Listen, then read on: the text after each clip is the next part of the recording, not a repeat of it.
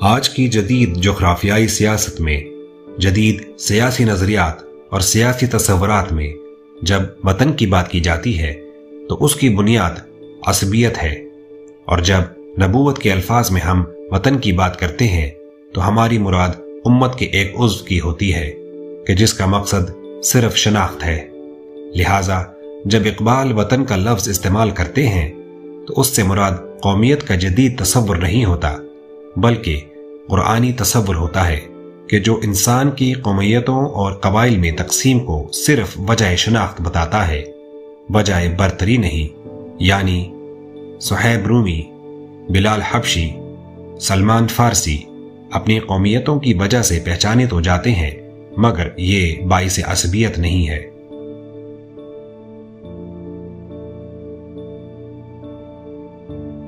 علامہ کہتے ہیں کہ مسلمان کسی صورت میں بھی نہ تو ایک جغرافیائی مقام پر محدود ہو سکتا ہے اور نہ ہی مسلمانوں کو فارسی، شامی، عربی، عجمی عصبیت میں تقسیم کیا جا سکتا ہے۔ جب مدینہ کی ریاست قائم ہوئی تو مسلمان مکے سے ہجرت کر کے مدینہ آباد ہو گئے۔ حضور علیہ الصلوۃ والسلام کو مکے سے بھی بہت پیار تھا اور مکے سے محبت کرنا عین ایمان تھا، مگر مشن کے تقاضوں کے تحت مدینہ تشریف لے گئے اور مدینے میں اسلامی ریاست قائم کی کہ جو بعد میں چین سے یورپ تک پھیل گئی۔ ایک نظریاتی ریاست کا بنانا اور اس سے محبت کر کے اس کی حفاظت کرنا اسلام کے تصور کے خلاف نہیں ہے۔ یہ وہ قومیت نہیں ہے کہ جس کو مغرب آج دنیا پر مسلط کرتا ہے۔ مدینے کی ریاست کی طرح کہ جس کی بنیاد ایک نظریے، ایک تصور، ایک فکر پر تھی، اقبال نے بھی پاکستان کے قیام کا تصور دیا کہ جس میں مسلمان ہندوستان کے ایک حصے کو جدا کر کے اسلام کے نام پر ایک علیحدہ ریاست کا وجود عمل میں لائیں۔ اسی بنیاد پر ہم نے ہندوستان کے مشرکوں سے الگ ہو کر پاکستان کی جانب ہجرت کی اور ایک مدینہ ثانی بنایا کہ جہاں ہم امت مسلمہ کے احیاء، اس کے عروج اور خلافت علی منہاج النبوہ کی بنیاد رکھیں گے انشاءاللہ۔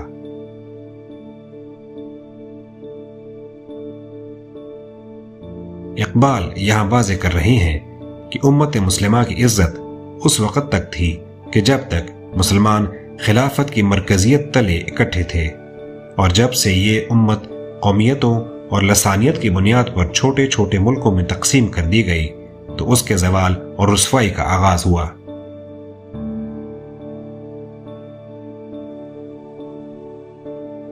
بات چاہے ایک فرد کی ہو یا ایک ملک کی، ہر وہ وجود کہ جو اس امت رسول صلی اللہ علیہ وآلہ وسلم سے وابستہ ہے، اس کی بقا، وقار اور عزت امت سے وابستگی میں ہے۔ پاکستان کی تمام تر آبرو اور مقام امت رسول صلی اللہ علیہ وآلہ وسلم سے وابستہ ہونے میں ہے۔ گو کہ پاکستانیت ہماری شناخت ہے، جیسا کہ حضرت بلال کی شناخت حبشہ سے تھی۔ اپنی کتاب reconstruction of religious thought in Islam میں اقبال نے مزید تفصیل سے آج کے دور میں قومیت کے مسائل کو واضح کیا ہے۔ ان کے مطابق اب امت مسلمہ تقسیم ہو چکی ہے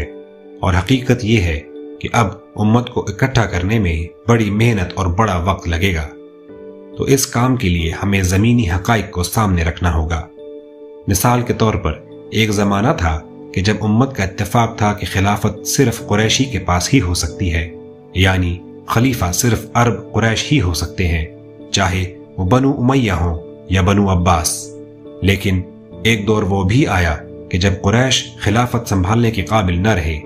یعنی جب عباسی خلافت تباہ و برباد ہو گئی، تو اس کے بعد اس وقت کے علماء نے فتویٰ دیا کہ اس وقت حالات کا تقاضا یہ ہے کہ دین کی عزت و آبرو کی حفاظت کی خاطر خلافت کے لیے قریش ہونے کی شرط کو ہٹا دیا جائے۔ جب ہی خلافت عثمانیوں کے حوالے کر دی گئی اور ترک مسلمانوں نے کہ جو قریش نہیں تھے خلافت اسلامیہ کی ذمہ داری اٹھائی اور کئی سو سال تک امت کی عزت و آبرو کے محافظ بنے رہے۔ اس دور کے علماء نے اپنے دور کے تقاضوں کے مطابق اسلام کی تشریح کی اور اجتہاد کیا۔ اب 20ویں صدی میں چونکہ امت قومی ریاستوں میں توڑ دی گئی ہے اور ہمارے پاس ابھی اتنی طاقت اور صلاحیت موجود نہیں ہے کہ ہم اسے اکٹھا کر کے دوبارہ خلافت تلے ایک امت بنا سکیں، تو کم از کم ہر مسلمان ملک سیاسی، عسکری اور تعلیمی اعتبار سے اپنے آپ کو ایک مقام تک پہنچائے۔ اس کے بعد یہ سارے ممالک آپس میں مل کر مختلف اتحاد بنائے اور آہستہ آہستہ یہ امت دوبارہ خلافت کے مرکز پر جمع ہو جائے۔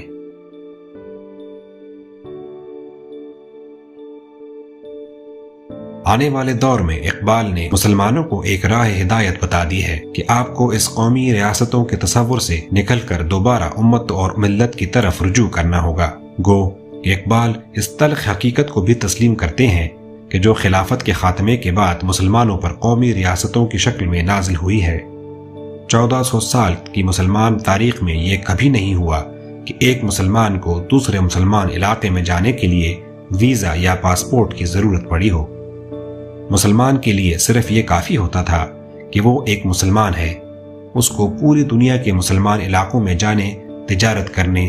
رہائش رکھنے، شادیاں کرنے اور خاندانوں کو آباد کرنے کی پوری اجازت ہوا کرتی تھی۔ اب یورپی یونین کے ممالک نے بھی یہی اسلامی تصور اختیار کر لیا ہے، لیکن جب مسلمان یہ بات کرتے ہیں اور اس کے لیے کوشش کرتے ہیں تو ان مغربی طاقتوں کی جان نکلتی ہے، اس لیے کہ ان کو ہماری امت اور ملت کے تصور کا اندازہ ہے۔ وہ جانتے ہیں کہ ہم ایک عسکری و معاشی اتحاد بنائیں گے، اپنے درمیان سرحدیں، ویزے اور پاسپورٹ ختم کر دیں گے اور خلافت کے مرکز کو دوبارہ قائم کریں گے، اور اسی سے یہ خوفزدہ ہے۔ لہٰذا لگ بھگ 57 ملکوں میں تقسیم کرنے کے بعد اب وہ امت مسلمہ کو مزید چھوٹے چھوٹے ممالک میں تقسیم کرنا چاہتے ہیں، اور نئے جغرافیے اور نئے نقشوں کی بات کی جا رہی ہے۔ لیکن ہم جب پاکستان کی ریاست سے محبت اور پیار کی بات کرتے ہیں تو یہ اسی نسبت سے کی جاتی ہے کہ جس طرح ہم مدینے کی ریاست سے محبت کرتے تھے۔ مسلمان ملت کا ایک مرکز تو ہوتا ہے، لیکن ہماری فکر و سوچ ایک علاقے میں محدود نہیں ہوتی۔ اپنے مرکز سے عشق ایمان کا حصہ ہے۔ ہمارا مقصد اور مشن یہ ہے کہ ایک جگہ مسلمان خود کو مجتمع کریں، خود کو دوبارہ منظم کریں اور اس خطے کی اسی طرح حفاظت کی جائے کہ جیسے مدینہ کی حفاظت کی جاتی تھی، اسی طرح اس پر جان و مال اور عزت و آبرو قربان کیے جائیں کہ جیسے مدینہ کی ریاست کے دفاع اور حفاظت کے لیے مسلمانوں نے قربانیاں دی۔ آج کے دور کے تمام مسلمان حکمرانوں، علماء اور دانشوروں پر یہ واجب ہے کہ وہ امت کو متحد کریں اور خلافت کے قیام کے لیے اپنی بھرپور صلاحیتوں کو کھپا دیں۔